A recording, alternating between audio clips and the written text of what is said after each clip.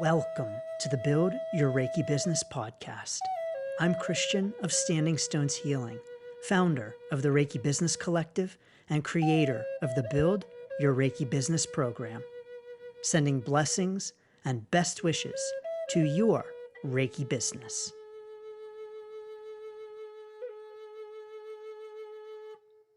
Greetings, welcome, and thanks so much for joining me for this week's episode of the Build Your Reiki Business podcast. I'm Christian of Standing Stones Healing, and I am grateful to have you here, so thank you so very much. In this week's episode, we're talking about how to end a Reiki session, how to end a session. Because we previously talked about how to begin a session, how to start a session. Now, interestingly enough, that is not last week's episode because I messed up a little bit with the sequencing. And so the episode prior to this one is about email, but the one before that is about how to start a Reiki session. So you can feel free to tune in on that. But in this episode, we're going to talk about how to end a session. Now, before we jump into that, I want to make sure to mention that the Build Your Reiki Business program is going to be opening for enrollment again soon. And if you're interested in the program, if you're interested in joining us, join the wait list at standingstoneshealing.com/build, because everyone on the wait list will have the opportunity to join before the program officially opens for enrollment. So don't miss out, standingstoneshealing.com/build. Thank you. The way in which I might encourage us to end a session is actually the same way in which I encourage us to start a session, and that's with listening. I think that listening is one of the most important skills. Actually, I think it's the most important skill that we can have as Reiki practitioners. And the more and better that we can listen to our clients, the better that we can serve them. And so I believe that at the end of a session, we should really be putting the focus on listening first and foremost. So what do I mean by that? I mean listening to the client's experiences, if they would like to share any experiences that they had, listening to how the client feels, listening to anything that comes up for the client, and listening for any questions that they might have. I think so often as Reiki practitioners, we are very eager to share with the client things that we might have seen or felt or experienced during the session, any visions or messages that we received. So often we're very eager to share those things. And I know I've been there too in my Reiki sessions where it's been like, wow, what a powerful message. I've got to share this. I can't wait until the session is over to share this powerful message. Yep, I've been there too. But I think that it is really best for us to put the client first and foremost before our desire to share any kind of messages or information, and to hear where the client is, what the client has to say, what the client is feeling. And so rather than at the end of our sessions jumping to share messages, I think that it's really important for us to make sure that we're serving the client's needs by asking them how they're feeling and asking them how they're doing. And so I recommend at the end of the sending of the Reiki, how I end my sessions is that I'll do it in a couple of ways. And so I let the client know this beforehand. If you recall from the How to Start a Session episode, I talk about setting expectations for the client and making sure that they know what to expect and what's going to happen. And so I'll tell them before the session that when I ding a bell or I play my flute, that signals that I have stopped sending Reiki and they are welcome to, come back, quote unquote, come back in whatever way feels appropriate to them. And so they already know at the beginning of the session that there's going to be a signal. So at the end of the session, I ding the bell, play my flute, bang my drum, whatever it might be. Then after that, I will ask them how they're doing. Now, of course, I'll give them a little bit of space and not just be like, ding the bell. Oh, okay. How are you doing? How are you feeling? But give them a little bit of time, a little bit of space. I will often in this time continue to bang my drum or play my flute. To just allow them to lay on the table, sit on the chair, and just sit in that moment for a moment. And when they're ready, I invite them, when they're ready, they can sit up or open their eyes or, whatever feels appropriate to and comfortable for them. And to, when they're ready, ask them how they're doing, ask them how they're feeling. And I think that if we lead with questions, it opens up the opportunities and the possibilities for the client to lead with the answers. Anytime we are asked questions, like in an interview, for instance, when someone is asking us questions, we might feel that they have all of the power because they're the ones asking us the questions. So like in an interview, for instance, we might feel like the interviewer has all of the power because they're the one asking all of the questions. But the truth is that the answerer, the interviewee, has just as much power because they have full power in how they answer the questions. And so when we are asking our clients questions rather than telling them things, we are giving them the power to answer in the way that feels right to them. And so we are giving the client control with our questions. And so I recommend just asking the client how they're doing, how they're feeling. You don't even have to ask them, did anything come up for you? Because then that almost assumes that something should have come up for them. So if we say to a client at the end of a session, whoa, how was that? Did anything come up for you? What did you feel? What did you see? What messages did you get? Then we're really suggesting that they should have felt something. They should have received messages. They should have seen colors or heard harp music and birds singing or whatever. We're actually, with that kind of question, suggesting that they should have had those kinds of experiences. When, of course, we know that in Reiki, we can have a wide variety of experiences, and none of them are better than any other, and none of them are more right than any other. I have a video on my YouTube channel talking about what if a client doesn't feel anything. And indeed, we may have clients that don't feel anything, either during or after a session. But by asking leading questions like that, we almost set up the expectation that they should. And when they feel like they should have felt something, they might feel like something is wrong with them if they didn't feel anything or see anything, or angels didn't visit during the session, or whatever other things might happen during a session. So I encourage us to let's give the client the power and the control, and allow them to tell us their experience without asking leading questions that suggest that they should have had some particular experience. And so if you say to a client, oh, how are you feeling? And they're like, oh, I feel good. I feel a little tired, but I feel good. Well, that's great. You're welcome to ask them to say more about that. You might want to even ask them, oh, you felt tired? Are you okay? Do you want to say any more about that? rather than saying something like, "That's it?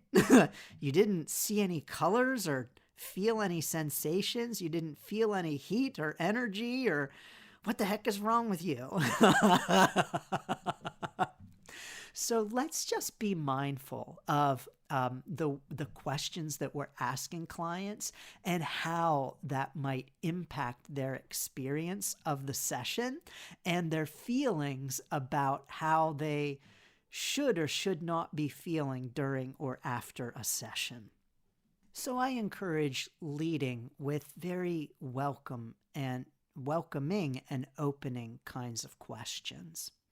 I also encourage us to be mindful of the feedback that we give to clients. Now, again, I mentioned previously, I have done this myself in my own Reiki practice with clients, where I have been eager to share some really profound things that have come through during the session. Of course, always getting permission from the client beforehand. This is very important, particularly even at the start of a session. However, it's also important for us to be mindful that if we say to a client at the beginning of a session, "Is it okay if I share messages with you?" then that suggests that we're going to receive messages. And of course, we might not. And then the client might feel like, "Oh, you didn't get anything from me? Well, what's wrong with me?" So again, I believe it's always very important for us to be mindful of the ways in which we're talking to clients and offering information, and even offering that we might have information to offer. As it pertains to feedback, I really believe that oftentimes less is more. So oftentimes we might get lots of messages, we might have lots of things come through, and we might want to share all of that with the client. But sometimes it can be a little overwhelming for the client. At least I know this in my own experience as the client who received a lot of feedback during a session, or I should say after a session, where the practitioner was like, "Oh, well, this came up in this message and this and this and this, and then there's this and this," and I was like, "Wow, that's a lot of stuff. That's really a lot." And so I can speak from my own experience as the recipient that sometimes less is more. And yes, indeed, we can share too much and we can offer too much information. And I think it's important for us to be mindful of that. I think it's also important for us to be mindful of the way in which we are sharing information. I once had a client who, when she had a session with me, it was her second session. She'd had Reiki before from a previous practitioner. And she told me about the experience and said, "I enjoyed the session, but afterward, the practitioner, she told me that my heart chakra was blocked," or something like that. I forget exactly what it was, but definitely there was some chakra that was blocked. And definitely my client did not feel good about that. And so I personally never talk about chakras as blocked. I don't like that term. I don't use that term. And I personally, in my practice, don't quote unquote see chakras as blocked or unblocked. And I honestly don't even believe that that's the case with chakras. I really don't dive into chakras in my own Reiki practice. And that's just my own personal preference.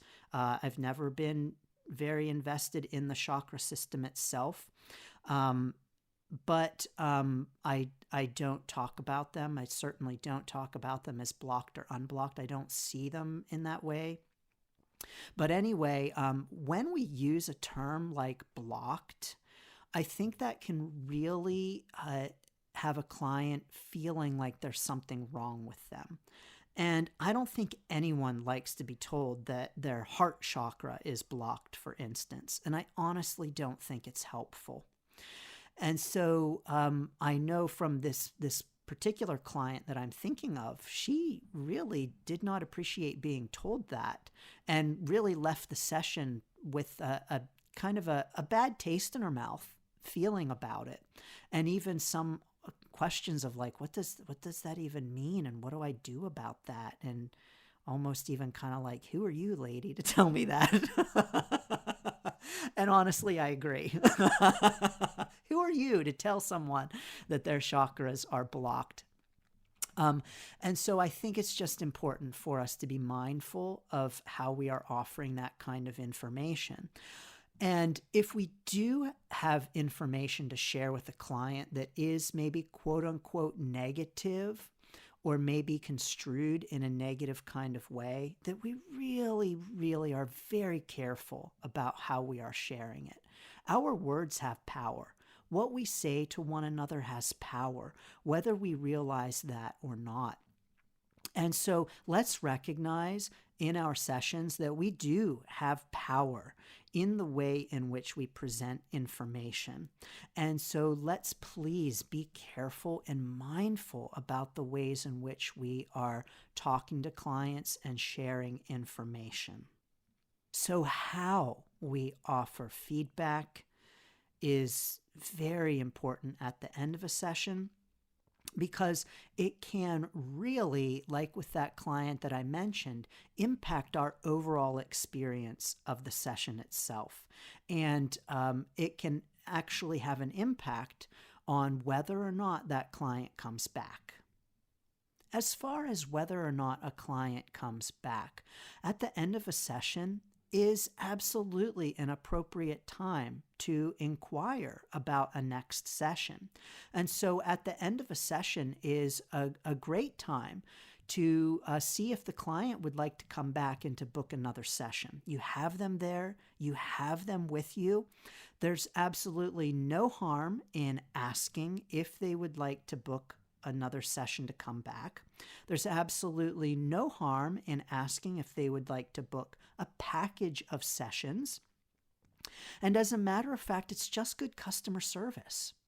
You know, if you ask the client if they want to come back and they say no, then you know that they don't. Or if they say, I need to check my schedule, then you know they need to check your schedule. But if you don't ask, then you have no idea if the client might like to come back. And maybe the client might prefer, while they're there, to schedule and make it easy on themselves to get on your schedule for their next session. And so I've heard people say that, asking if someone wants to schedule at the end of a session is not an appropriate time to do it. And I disagree. There is nothing wrong with that whatsoever. And I think in many ways, it's simply good customer service. If the client doesn't want to, they'll say no. And if the client is not inclined to outright say no, they'll just say something like, I need to check my schedule. But it's absolutely okay to do that. And I think it's simply good customer service. Let's assume that the client wants to come back. Why not? Let's assume that the client wants to come back unless they tell us that they don't want to come back. It's almost like at the end of a first date. Let's assume that the person we're on a date with, that is provided that we want to have a second date. You might have a first date and decide you don't want to have a second date, right? You might also have a first session with a client and decide you don't want to have a second session with a client. I know I've been in this situation myself. And so it's okay for us to determine that we don't want another session with the client. But at the end of a date, a first date, it's absolutely okay and appropriate if you would like a second date to say at the end of the date, so when can I see you again? That's completely appropriate. And so it's completely appropriate at the end of a Reiki session to also say, so when can I see you again? It's okay to assume that the client would like to come back. There's nothing wrong with that assumption. And if the client doesn't want to come back, they'll let you know. Maybe they're too polite to say it outright that, well, actually, I don't really care for you and I'm not coming back. They'll let you know in another way. And so it's okay. You're not being pushy. You're not being intrusive to simply ask someone if they would like to come back. And so at the end of a session, I recommend saying to a client, when would you like to come back? Or if that sounds a little too pushy, would you be interested in a follow-up session? I have my schedule here. Would you be interested in another session in a couple of weeks? Or, however it feels right to and appropriate to you. But it's absolutely okay to do that. There's nothing wrong with that. And the client might prefer that. And you don't know if that's the client's preference unless or until they tell you otherwise. They might like to come back. So using the end of the session as an opportunity to schedule the client in for the next session is a great thing to do. There's this technique out there that's called book a meeting from a meeting. BAM FAM is the name of it. Book a meeting from a meeting. And this principle is simply that when you are in a meeting with someone and there's going to be a follow-up meeting, schedule that meeting during the meeting. And so don't end the meeting without scheduling another meeting. And you can absolutely use this in your Reiki practice as well. So book a session from a session, and that is absolutely okay. At the end of a session, I believe that it's very important for us to answer any questions that clients might have. And so if they say something to us like, oh, I had this tingling in my foot during the session, what does that mean? To be able to have a dialogue with the client about it and to listen to and answer their questions and to welcome any questions they have in a very open and welcoming kind of way. In a way that says, no question is silly. You are welcome to ask any questions that you have, and I am going to be open and forthcoming in the answering of those questions, including when I don't know the answers. And so if a client says something like, oh, my foot was tingling during the session, what does that mean? Answering it in a way that doesn't sound dismissive. So to say something like, oh, that was just energy leaving the body. Just energy leaving the body. And to feel that we need to provide a definitive answer that is just the way it is, and it's black and white, and this is the answer, and it's, quote, just that. Well, who knows? Maybe it's something else. Maybe their foot was falling asleep during the session. And so bringing a sense of exploration to the questions rather than offering definitive answers, because who knows? Yes, indeed, maybe the tingling of the foot was just simply their foot falling asleep. In this kind of instance, for me personally in my sessions, I will say something like, oh, your foot felt tingly, so I will reflect back to them what they observed. So, oh, your foot felt tingly? That's interesting. Tell me more about that.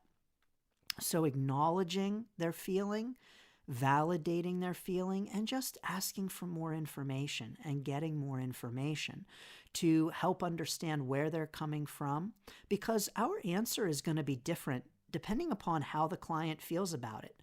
If the client is like, yeah, my foot was tingling and it really freaked me out, then our approach to answering their question is going to be different from if they say, yeah, my foot was tingling and that was freaking awesome. And so knowing how the client feels about something is really helpful for us in our responses. But I really advocate being very open and welcoming of the questions and open in the ways in which we answer them.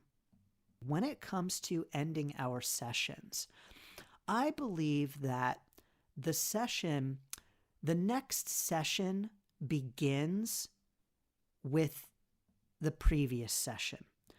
Now, what I mean by that is that similar to this idea of booking during the session, booking the next session during the session, but not exactly, but it is related, is that when we are having discussions with a client at the end of a session, they are forming opinions. And that discussion is actually going to, in their mind, reflect upon the session itself. So let's say during the session, the client had just a wonderful Reiki session. They felt so relaxed. They felt wonderful. But then at the end of the session, as you were discussing, they felt rushed. They felt unheard. They felt dismissed. That ending of the session is actually going to impact their impression of the whole session. And so they're going to leave the session with you remembering how things ended and not remembering so much how positive they felt during the session itself. Our most recent impressions impact our previous impressions. So that means that the client could have a really great session with you up until the end of the session, and that could have a negative impact on them. And when they reflect upon the session itself, because the end of the session was the most recent experience, the chances are pretty good that that feeling is going to impact their feeling about the rest of the session. And so we always want to leave a client on a positive note. We always want to leave people better than when they came to us in all of our interactions. And so this is important just as a sending love and light into the world kind of thing. But it's also important from a client experience perspective and how they remember their experience with you. We want to leave them on a positive note so that they are leaving the session with a positive impression and positive feelings when they later reflect back on the session. And so in this way, our next session with them has already started before that current session ends, even outside of a scheduling framework. And finally, for ending a session, I encourage following up afterward. With all of my sessions, with my booking system, anyone who schedules with me automatically gets a follow-up email the next day saying, "Thank you so much. I appreciated meeting you. It was an honor to serve you. And here's a link if you would like to leave a review." So I have that set up in my system that automatically everyone who schedules gets a thank you email with a link to leave a session if they like. Now, in that thank you email, you could put a link to book another session. And so just the way that I book my sessions at this time, that isn't something that I currently do, but I have done and you can do, and it can be very helpful as well. And so having a link for them to book another session is a great idea, but I definitely recommend encouraging them, inviting them to leave a review. In addition to that, I personally like to follow up with each of my clients afterward. Now, sometimes I have too many clients to where this is a little bit more challenging for me to do and I'm not able to. But I like to send out a message, whether it's a personal email or a DM, whatever it might be. I like to follow up personally with the client and send them a message within a week. I like to do it within a week, asking them how they're doing. Just to say, "Hey, it was great to see you last Friday or whenever, and just wondering how you're doing." Just like to check in and see how you're doing. I like to do that.